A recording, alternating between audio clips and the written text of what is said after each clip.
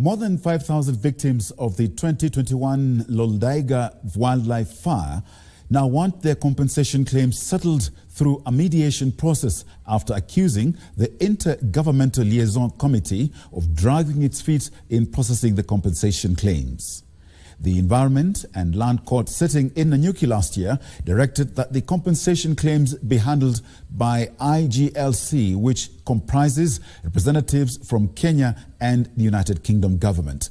The victims now want to explore the alternative route of seeking compensation and calling for a fresh verification process to pave the way for the award of the compensation.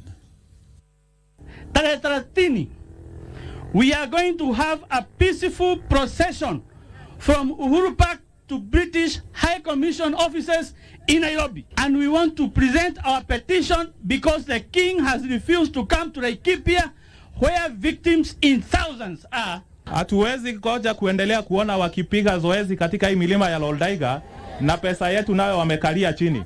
Hiyo haitaendelea. Kwanza wahakikisha wameweza kupeana compensation.